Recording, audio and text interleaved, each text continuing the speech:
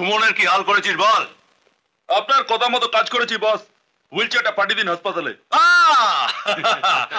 আজ আমার বড় আনন্দের দিন। সুমনের পা দুটো পঙ্গু হলো, এবার সমস্ত দোষটা গিয়ে পড়বে ওই লক্ষ্মীর ওপর। লক্ষ্মীকে ওই সংসার থেকে তাড়িয়ে দিয়ে তারপর আমি প্রতিশোধ নেব। প্রতিশোধের নেশায় মানুষ পাগল হয় জানি, কিন্তু আপনি আপনার প্রতিশোধ নেবার জন্য আমাকে ব্যবহার করে আমারই বুকে আঘাত করলেন। আপনি কি অস্বীকার করতে পারবেন যে আমি 7 পাক ঘুরে সুমনকে স্বামী হিসেবে বরণ করিনি?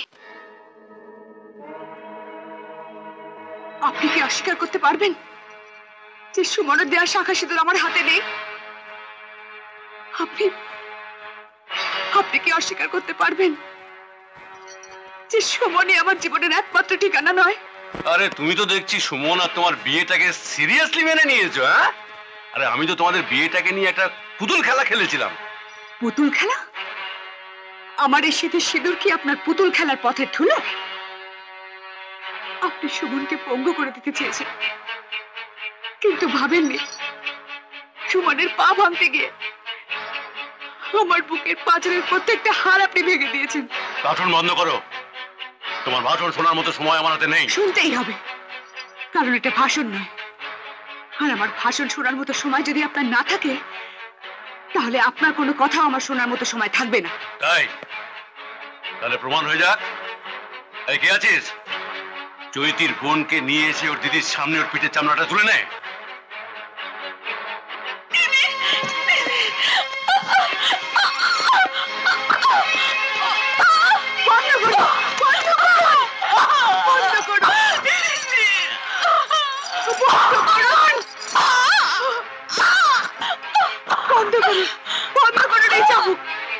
আমি কথা দিচ্ছি, আমি আপনার সব কথা শুনবো।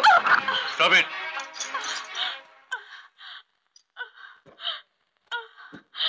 দিদি,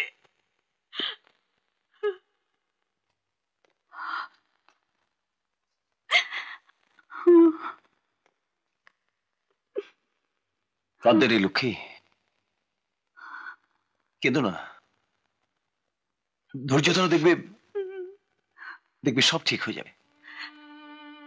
কান্না তো আমার ঘরে ছিল না, তবে কেন কান্না?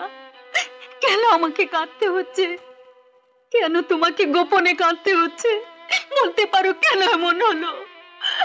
কেন? ভগবান ছাড়া কেউ বলতে পারবে না লক্ষ্মী। আমি শুধু এইটুকু বলতে পারি, ভগবান সুখের ঘরে মাঝে মাঝে দুঃখ দিয়ে দেখেন যে আমরা ভগবানকে ভুলে গেছি কিনা।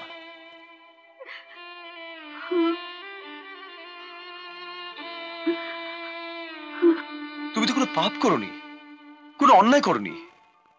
সমস্ত দুঃখ যন্ত্রণা তুমি হাসি মুখে মেনে নিয়েছো। দেখবে দেখবে তোমার তো অবশ্য মিথ্যা হবে না। সুমন সুমন ঠিক ভালো হয়ে বাড়ি ফিরে আসবে। হ্যাঁ, ঠিক ভালো হয়ে বাড়ি ফিরে আসবে।